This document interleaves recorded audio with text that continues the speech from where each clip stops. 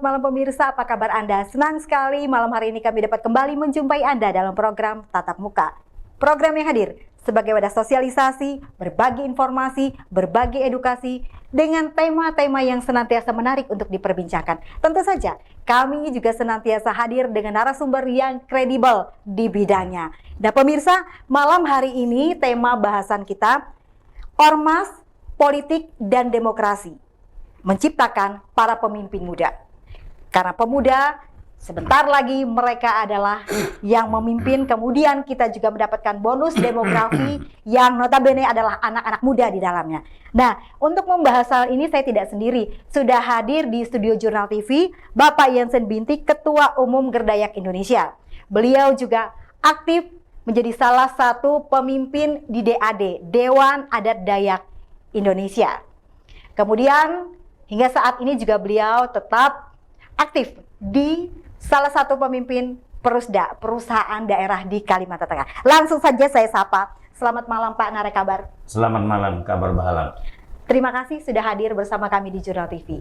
Terima kasih. Seperti tema kita tadi, Ormas, Politik, dan Demokrasi menciptakan para pemimpin muda. Banyak yang akan saya tanyakan terkait dengan pemimpin muda, bagaimana nanti kita menciptakan mereka dalam tanda kutip. Pemirsa, seperti di awal saya katakan, bagaimana menciptakan pemimpin yang awalnya belajar dari Ormas. Kemudian, peran Gerdayak, gerakan Dayak ini seperti apa? Bersama saya Olivia Teja, inilah Tatap Muka selengkapnya.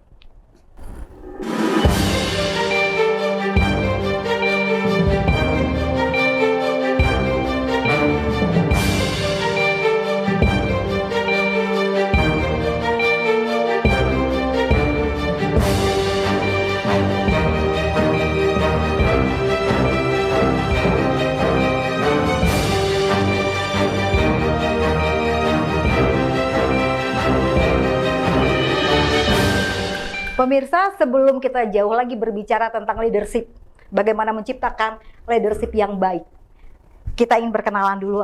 Apa sih Ormas Gerdayak itu? Langsung saja. Baik. Pak Jansen, Terima kasih. Gerdayak, silahkan. Boleh. Gerdayak adalah singkatan daripada Gerakan Pemuda Dayak.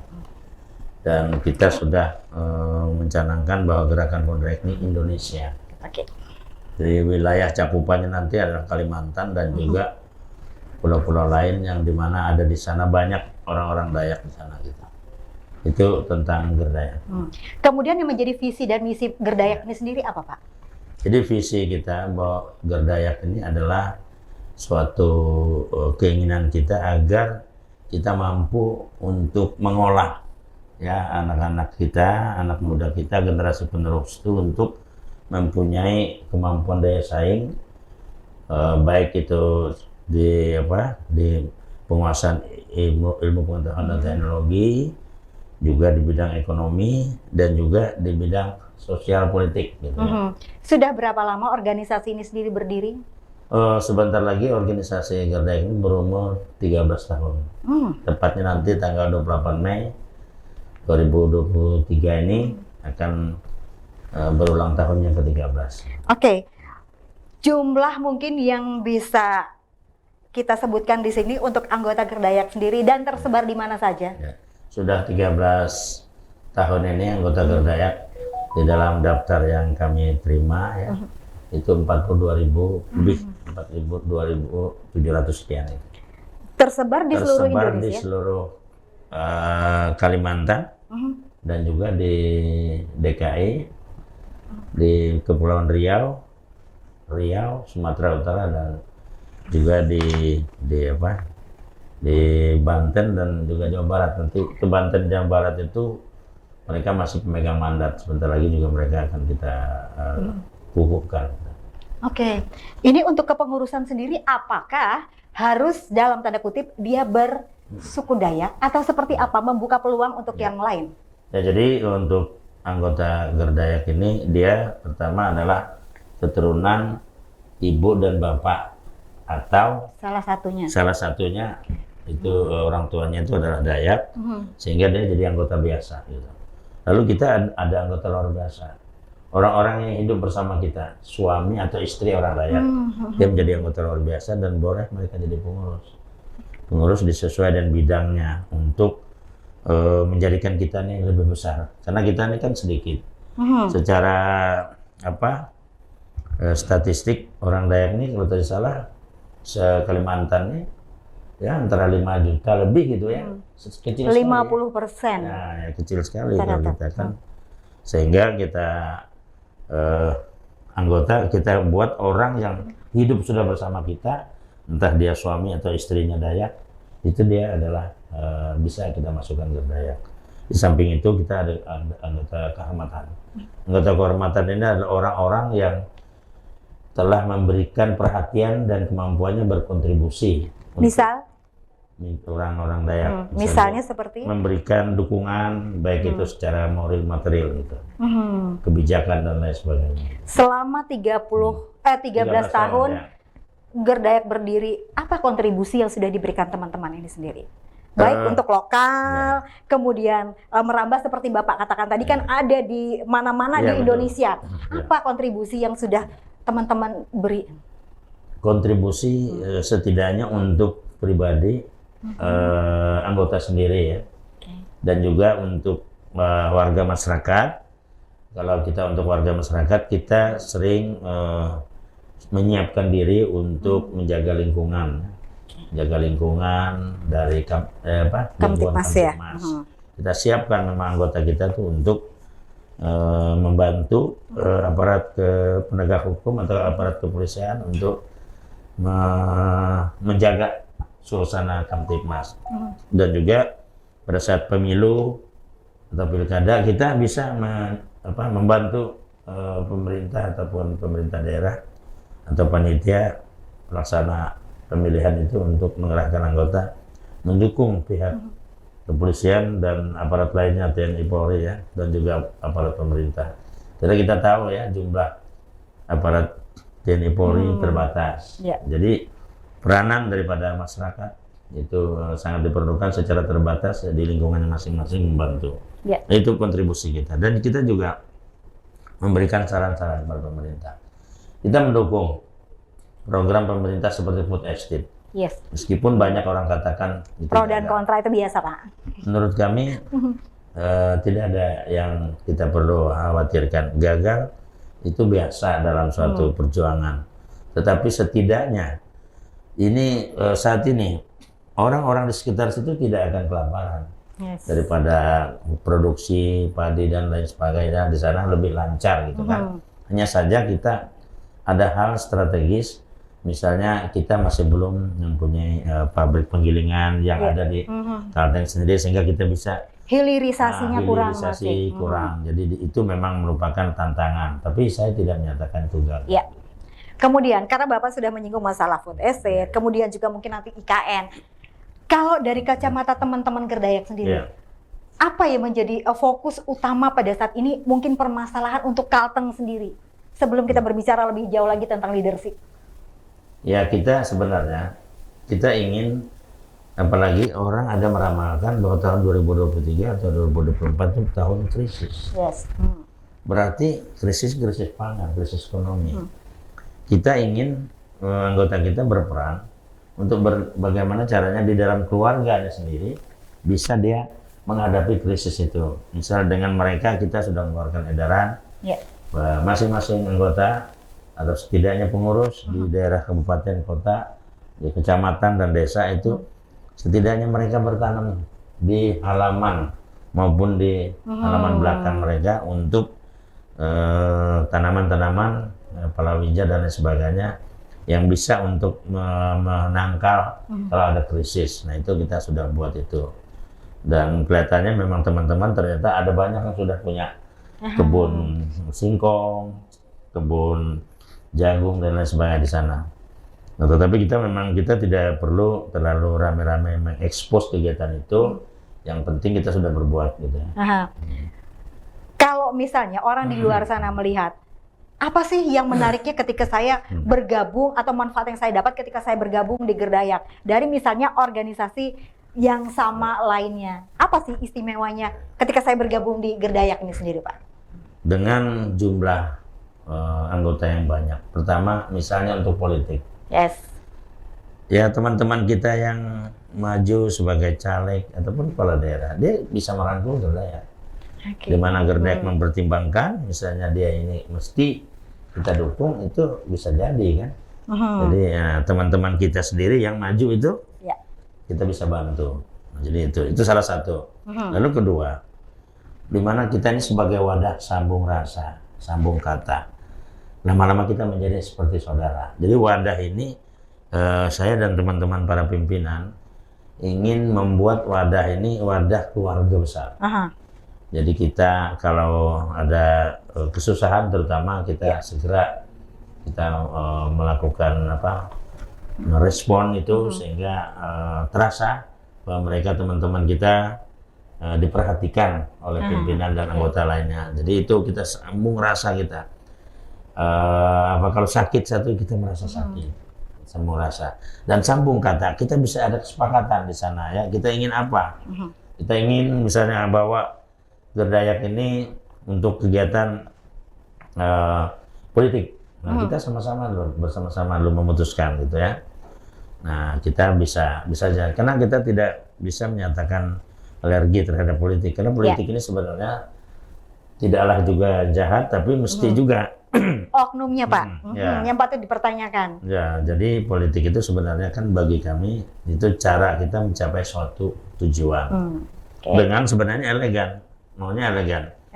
Tetapi politik itu ternyata sering kejam karena menurut saya bahwa kita itu domba yang masuk ke sarang domba berburu sarang singa berburu domba, serigala berburu domba. Jadi kita harus pandai-pandai memainkan strategi dan taktik ya.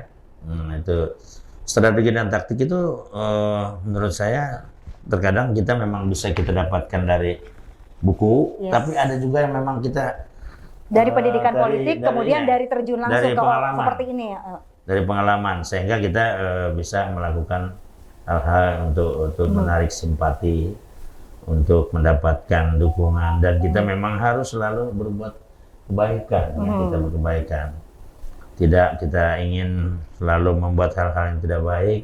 Kita berupaya walaupun kita semua ini tidaklah orang suci semua ya, tetapi kita berusaha. Anak-anak kita ajarkan mereka harus berbuat baik, tolong menolong, harus sering merasakan satu orang sakit harus segera kita bantu. Kalau dari anak-anak muda sendiri, apa manfaat lain yang dia terima ketika bergabung di suatu organisasi khususnya Gerdayak ini sendiri? Kemudian bagaimana ketua umum sendiri memberikan arahan kepada mereka bahwa kita nih banyak organisasi kedaerahan yang sejenis, tetapi meminimalisir yang namanya konflik. Ya, kita memang anak-anak muda kita rangkul, mereka kita berikan kegiatan. Misalnya ada yang suka olahraga, ada juga olahraga yang sedang sedang populer sekarang. Ada b-boy, ada break dance, ada macam-macam kita menarik mereka. Kalau kita segala urusan sepak bola, urusan voleibol sudah ada ada pengurus provinsi, ada pengurus. Untuk kita cari kegiatan-kegiatan seperti pencak silatnya daerah, kita buat itu yang tidak disentuh oleh orang lain. Jadi itu mereka kita latih sana. Mereka pertama dapat teman, kedua sehat, ketiga kita tidak sedikit ya anggota kita tuh dengan rekomendasi saya ini masuk 42.000 tadi kurang lebih ya. Masuk menjadi anggota TNI Polri. Kita arahkan, kita ginikan dulu, walaupun banyak kita juga tidak berhasil. Itu menurut saya karena mungkin memang belum saatnya. Ada juga yang sekali lalu patah semangat, tapi kita dorong terus. Memang haruslah Gerdayak ini orang yang tidak mudah patah semangat. Sehingga kita ada program ya. Program kita setiap tahun kita ada pendidikan karakter, membentuk karakter sehingga mereka ini menjadi orang yang sama siap menerima perubahan maupun jelek gitu perubahannya. Dia tangguh, fisiknya kuat, otaknya main, bisa untuk menghadapi hal-hal yang krisis atau hal-hal tidak baik gitu. Kemudian Karena kita berbicara tentang pemuda malam hari ini, pemuda tidak berbicara gender, hanya laki-laki. Ya betul. Bagaimana Gerdayak sendiri mendorong anak-anak muda ini agar mereka tidak alergi tadi dengan politik, kemudian belajar demokrasi di ormas ini sendiri. Kemudian tadi pertanyaan saya belum dijawab, bagaimana mengurangi gesekan dengan sesama label kita memang kelokalan ini. Yang terakhir saya jawab dulu, kita tidak menganggap ormas lain yang sejenis itu sebagai rival. Saingan. Dia sebagai mitra.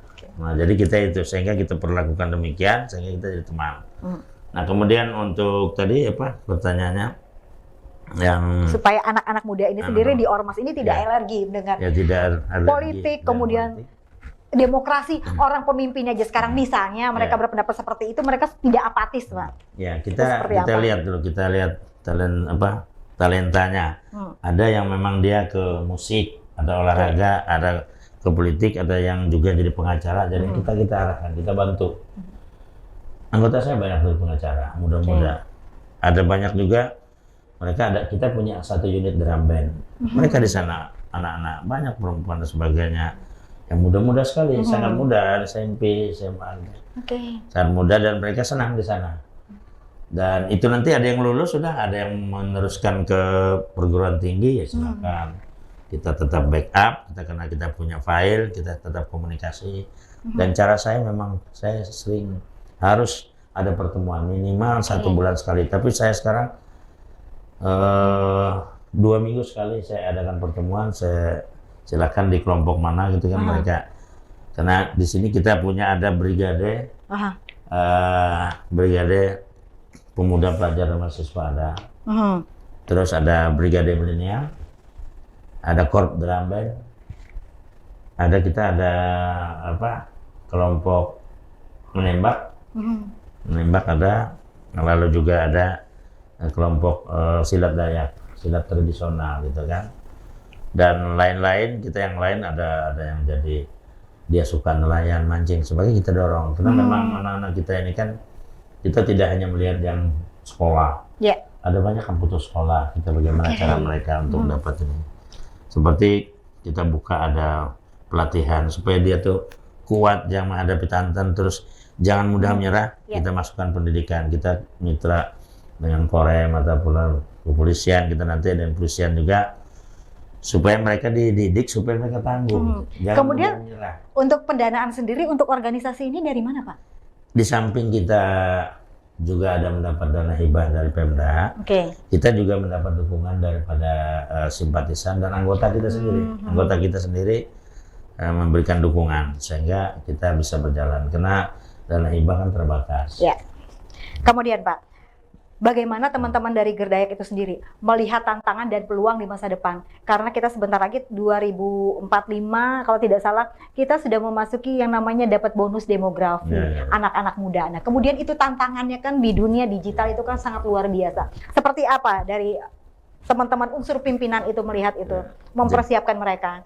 Jadi saya sudah, mereka generasi milenial itu saya arahkan untuk dia menguasai iptek ya. Iptek ini sangat-sangat dinamis. Dan saya selalu mengatakan pada mereka, kalian harus menjadi orang yang mempunyai daya saing, mampu bersaing. Bagaimana kita mau bersaing, misal kita mau jadi DPR, mau jadi menteri, mau jadi kepala daerah dan lain sebagainya, itu kan ada syarat awal.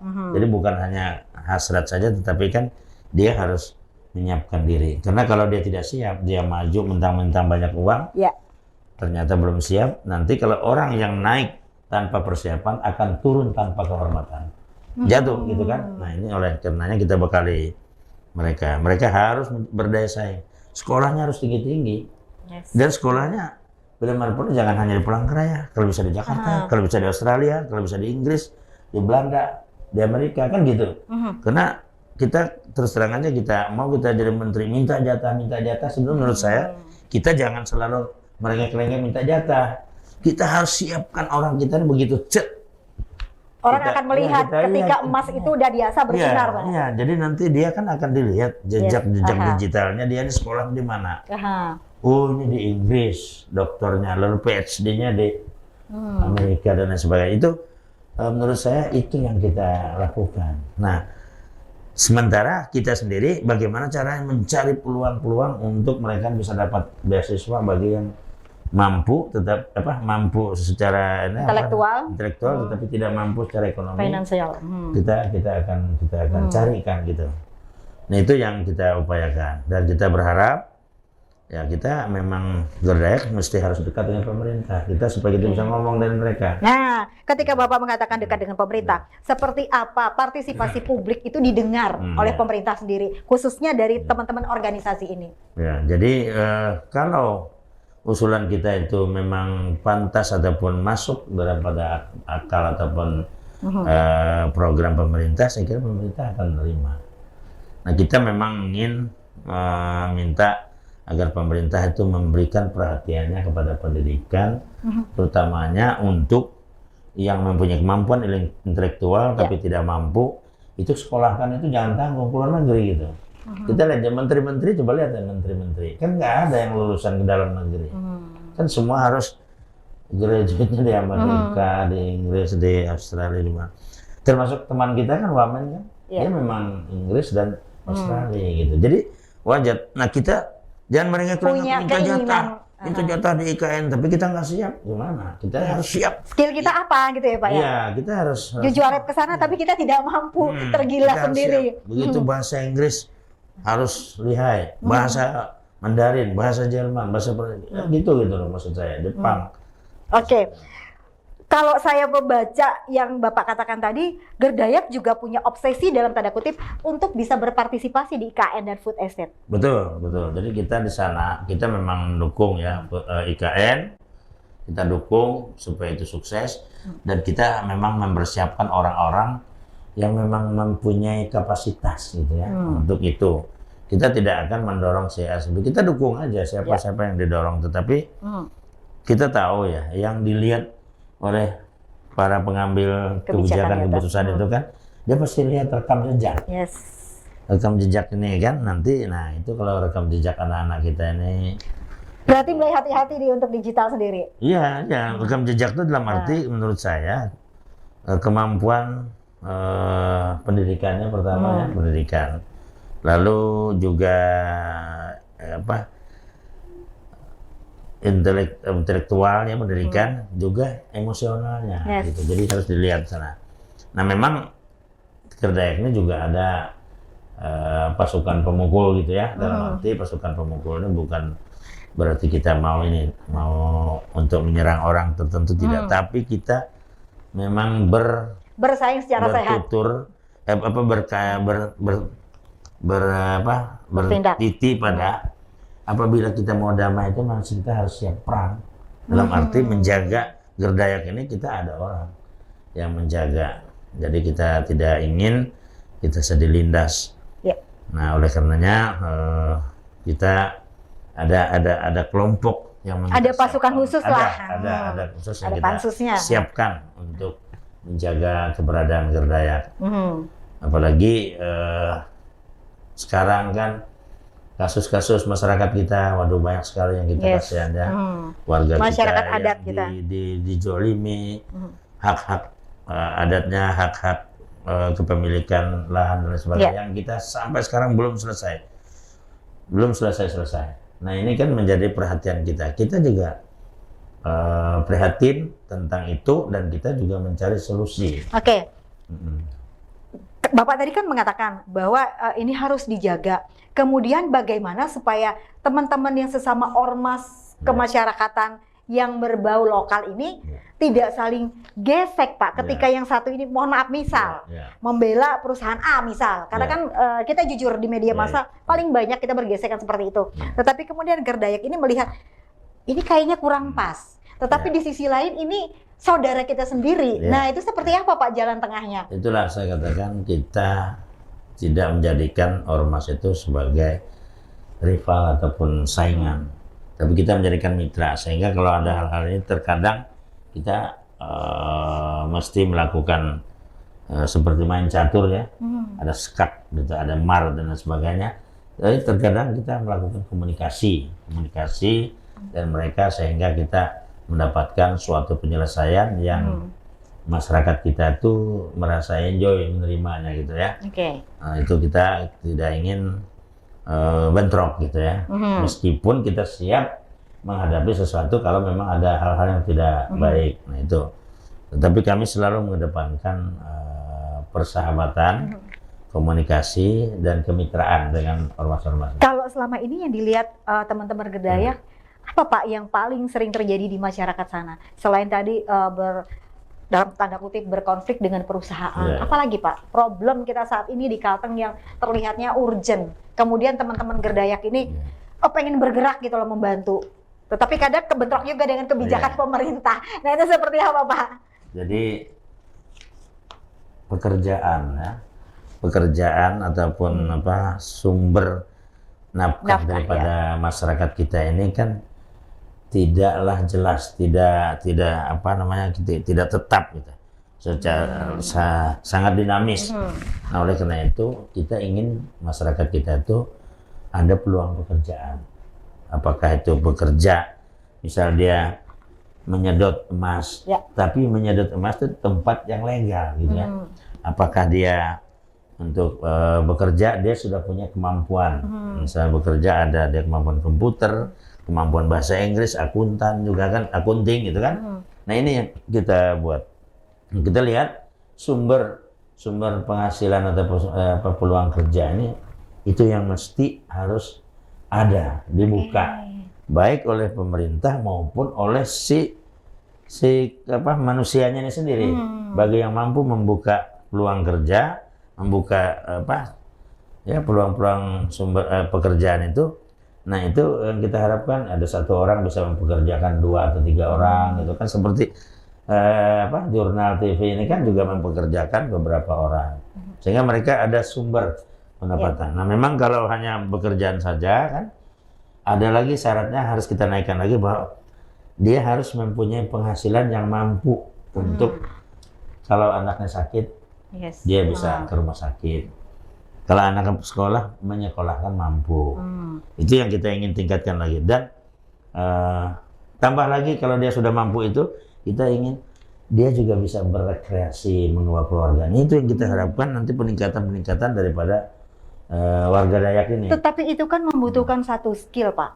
Ketika misal SDM kita tidak seperti seideal itu, seperti apa? Apa yang harus dilakukan oleh misal ada perusahaan mungkin di situ, apa yang harus mereka lakukan ketika mereka melihat kami tidak mempekerjakan mereka karena mereka dari segi skill aja mereka tidak mampu. Nah itu seperti apa kalau Ketum sendiri melihat? Ada juga pekerjaan yang tidak memerlukan skill, hanya tenaga saja. Jadi kita setidaknya kita minta itu buat kita, dan kita memang tidak diam, kita selalu berkomunikasi dengan perusahaan-perusahaan supaya mereka menerima mereka ini.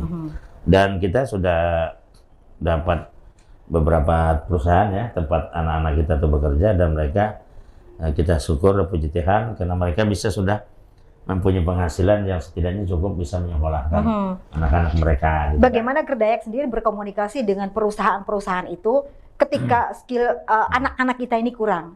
Sedangkan perusahaan berpikir ini adalah bisnis is bisnis, tetapi bagaimana mereka bisa mengayomi meningkatkan SDM warga di sekitar mungkin yang ada perusahaan di situ. Ya, kita mengirim para diplomat kita maksud kita untuk negosiasi, melakukan komunikasi dengan perusahaan-perusahaan. Memang terkadang perusahaan itu tidak langsung bisa percaya, tetapi yang bukti yang ada ini sudah beberapa perusahaan yang kita masukkan orang-orang kita itu anak-anak kita mampu bekerja.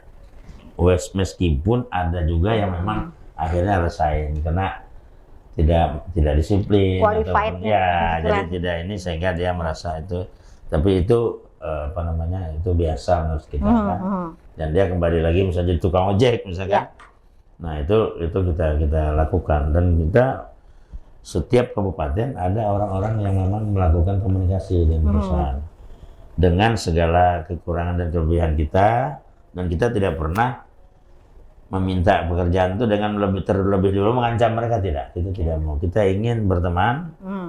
Ini kita punya SDM, tolong mereka ini aja kemampuannya, di mana kira-kira mereka bisa bekerja gitu ya. Dan ternyata ada beberapa perusahaan yang memberikan Welcome ruang, terhadap mereka. welcome. Meskipun tidak banyak, dan kita ingin kalau memang Paling tidak Gerdayak berbuat lah di ada, sini. ada Oke. gitu berjuangnya, ada. Kemudian Pak, pertanyaan berikutnya karena tadi Bapak sudah terlanjur Iya. mengatakan ilegal, sedot dan lain sebagainya. Kemarin kita sudah mengalami yang namanya saudara-saudara kita sampai lari tunggang langgang ketika ada razia. Yang menjadi pertanyaan berikutnya, ketika mereka ini dikatakan ilegal, Ya. apakah dari pemerintah daerah sendiri memberikan sosialisasi, mengajarkan masyarakat setempat bahwa ini ilegal? Nah, kamu ketika ingin legal itu seperti ini.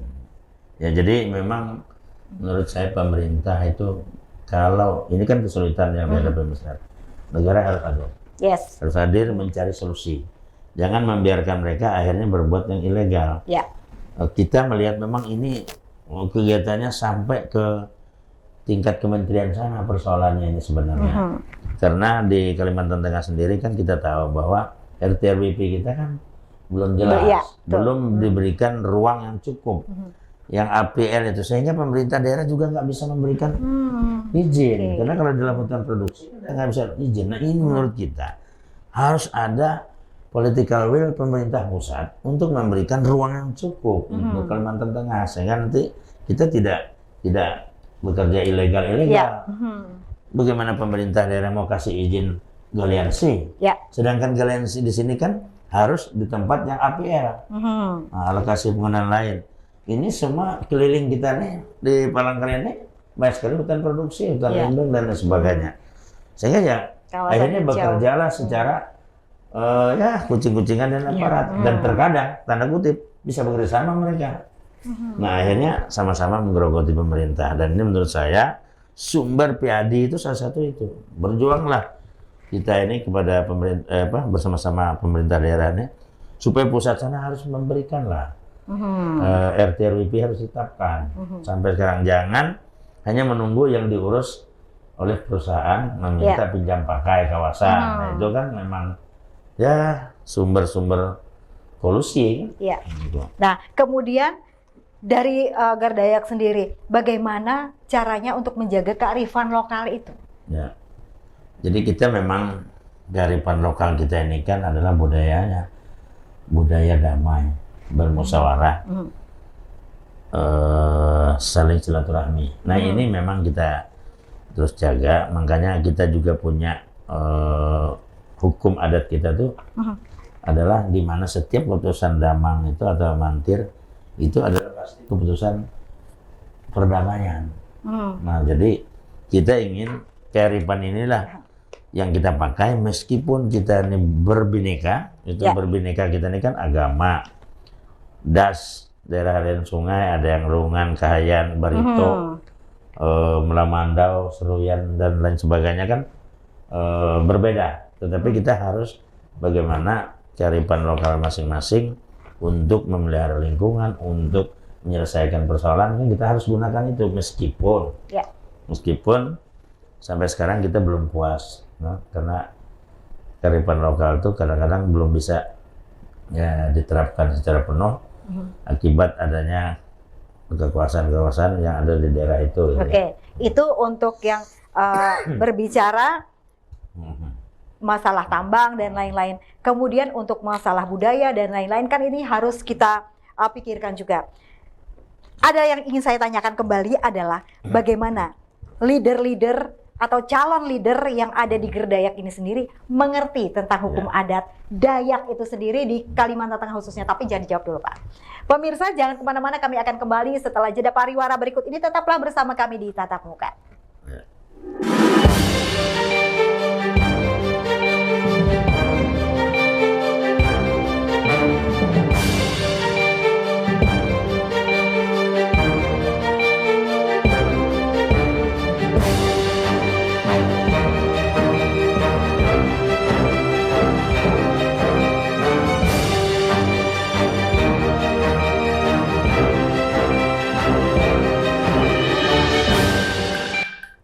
Terima kasih pemirsa, Anda masih bersama kami di Tatap Muka dengan tema kita malam hari ini, Ormas Politik dan Demokrasi Menciptakan Para Pemimpin Muda.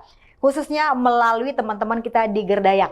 Oke, kita langsung lanjutkan Pak. Seperti pertanyaan tadi, bagaimana teman-teman yang ada di Gerdayak ini sendiri supaya mereka itu melek yang namanya hukum adat itu seperti apa, mensosialisasikannya seperti apa, tidak hanya hukum positif yang kita tahu. Jadi kita memang di Dewan Adat Dayak, kebetulan saya salah satu unsur ketua. Ya.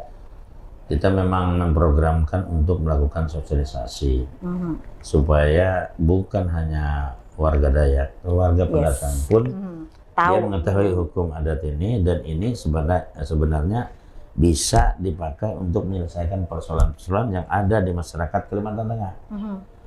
Untuk menyambut restoratif justice itu juga sangat bisa, karena dengan hukum adat ini kan ujungnya kan damai.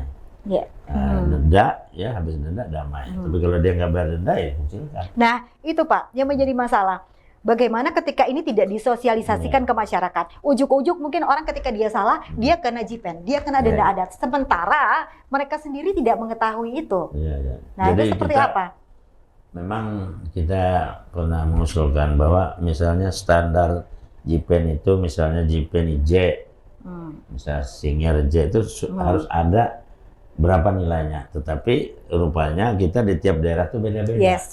Beda-beda, sehingga kita menyerahkanlah kepada para damang mantir daerah untuk menyelesaikan itu dengan tidak membuat-buat gitu ya. Jipen atau denda itu memang kita akui ya, kita dengan lajunya teknologi informasi ini kita kalah laju untuk sosialisasi itu. Bagaimana kalau sosialisasinya malah teman-teman bergerdayak ini melalui media terus? Jadi misalnya bagaimana sih harusnya misalnya kita warga di sini misalnya menyambut pendatang, bagaimana pendatang harus bersikap. Kalau kita tidak mensosialisasikannya itu kan bagaimana tahu Pak? Apakah harus masuk ke sekolah-sekolah Pak di muatan lokal? Harusnya gitu, harusnya di Mulok itu ada hukum adat. Nah, tapi kita belum melihat ya. Mungkin di daerah lain selain Palangkaraya saya kira mungkin ada. Kita berharap bahwa ada pelajaran untuk mengenal hukum adat itu dari SMP lah mungkin gitu ya. Dan itu jangan hanya warga lokal kita, tetapi juga dengan pendatang. Nah, yang menjadi pertanyaan berikutnya, para leader di atas ini sudahkah mempunyai kemampuan itu untuk mentransferkan kepada guru-guru yang mengajar? Jadi banyak PR-nya nih Pak. Ya, PR itu. Jadi kita tidaklah mengatakan tidak ada, tetapi ada ya para leader itu yang bisa menyampaikan tentang hukum adat sendiri, maksud dan tujuan, dan ada 96 pasal itu kan sebenarnya sudah tuh Pak, 96 pasal. Kita taunya biasanya untuk pernikahan aja itu Pak, nikah adat. Selebihnya mungkin kita juga zong ini Pak. Untuk menyelesaikan banyak persoalan masalah-masalah seperti kita misalnya ada persoalan, ada yang mencuri dan sebagainya, ada semua di sana. Pembunuhan dan semua ada di sana, dan semua ujungnya kan damai. Nah itu yang saya katakan kearifan lokal ini perlu dipertahankan. Ada pembunuhan yang hanya mencuri tabrakan, berarti kan beda dengan dia yang membunuh. Tabrakan berarti tidak sengaja. Jadi itu ada tingkat hukuman dendanya yang berbeda nanti dengan yang membunuh dengan yang terbunuh tidak sengaja. Ada banyak hal. Nah, berarti kan seharusnya kalau ini bisa diterapkan, kemudian disosialisasikan, tugas aparat kepolisian itu lebih ringan Pak sebenarnya. Lebih ringan dan mereka menurut saya dia hanya aja membackup saja. Backup. Jadi tidak semua harus kita selesaikan sampai pengadilan ya. Semakin warga masyarakat kita tuh melek hukum sebenarnya penjara itu harus kosong, harus sedikit gitu ya. Kayak di Belanda itu informasinya ada beberapa LP yang kosong karena pelanggaran tuh sudah hampir minim sekali. Nah, ini kita lihat di kita ini penuh pelanggaran macam-macam aja, semua dikadukan diadukan ke kepolisian. Semua dimasukkan ke sana. Hal saling hakadu pula memang itulah ada suatu hal negatif di antara kita ini yang nggak bisa bersatu. Kemudian bagaimana kita bisa menciptakan, kita ambil contoh di Bali. Mereka punya yang namanya polisi daerah, Pacalang, polisi adat, penjaga adat. Apakah di tempat kita tidak berjalan atau tidak berfungsi? Contoh Batamat. Nah, seperti apa Bapak melihat sehingga mereka ini juga bergerak bersama teman-teman Gerdayak? Jadi maksud saya Batamat ini hendaknya dia bertitik pada peraturan daerah 16 itu ya, tahun 2008.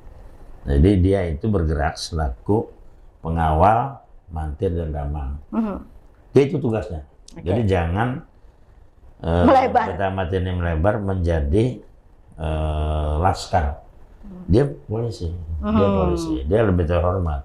Dia punya kewenangan, dia bisa menyetop orang, bisa menangkap misalnya, kan gitu kita harapkan. Tapi jangan sampai mereka itu menjadi semacam pelebaran fungsi, Pak. Ya, fungsi. Jadi jangan itu. Jadi betul-betul Batamat disiapkan untuk menyelesaikan persoalan adat, mengawal mantir dan damang serta dewan adat. Nah, ini dewan adat ini kan supervisi. Ya. Mensupervisi mereka, membackup, memberi dukungan, fasilitasi kan. Sehingga mereka bisa nanti melaksanakan tugasnya dengan sesuai dengan apa yang menjadi tugas pokok dan fungsi mereka. Ini dilihat dari kacamata teman-teman Gerdayak. Kemudian Pak, karena kita sebentar lagi pemilu Pak, 2024 ini pertarungan politik sangat kuat. Kita mungkin sudah melihat siapa-siapa bakal calon yang bertarung nanti. Nah, bagaimana dari teman-teman Ormas ini sendiri sehingga tidak terhanyut di dalam perbedaan politik yang berbeda? Ya, jadi pasti kan di dalam satu itu kan pasti beda Pak. Saya milih A, saya milih B. Ini keluarga saya, itu keluarga dia. Nah, sehingga ini tetap utuh. Saya mengajak anggota saya, terutama Gerdayak ya, untuk misalnya memilih yang kita pilih itu. Dan kita harus, kita harus mendukung yang menang. Gitu ceritanya, itu strategi kita ya. Sehingga kita mengamati calon-calon itu yang mana yang bakalan menang. Kan gitu kita ini. Sehingga nanti ke depan 5 tahun kita bisa menitipkan program-program, menitipkan apa yang kita inginkan dalam pemerintahannya itu, meskipun harapan itu ya realitasnya memang kecil, tetapi setidaknya ada direspon oleh orang yang memang kita dukung kan gitu. Jadi kita inginkan untuk menciptakan karya itu, Gerdayak saya minta untuk realistis, memberikan dukungan. Kemana? Dukungan kita harus ke sini. Kita tidak bisa berdasarkan like and dislike. Ya, agama ataupun das itu tidak bisa. Kita harus politik identitas ya, Pak. Ya betul-betul cermati calon itu. Oh, ini yang berkemungkinan ya. Kita lihat itu sehingga kita bisa dukung. Bisa kita dukung sehingga nanti kita bisa ikut bersama-sama membangun, mengawalnya gitu. Berarti ini juga salah satu pendidikan politik yang ada di Gerdayak. Iya, saya mengharapkan mereka harus realistis. Karena sekarang kan bukan seperti kami zaman Orde Baru. Orde Baru tuh semua kader itu diseleksi oleh partai. Lalu keluarlah ini nanti nomor 1, nomor 2, nomor 3, gitu kan? Dan mereka kualitas segala macam udah dilihat, segala pendidikan dan lain sebagainya, bahkan segala sesuatu yang terkait dengan bagaimana kalau dia memimpin nanti. Nah, kalau sekarang kan adalah pendidikan pemilihan secara ini kan bebas. Bebas. Luber kan. Jadi kita melihat, karena kita lihat ini bahwa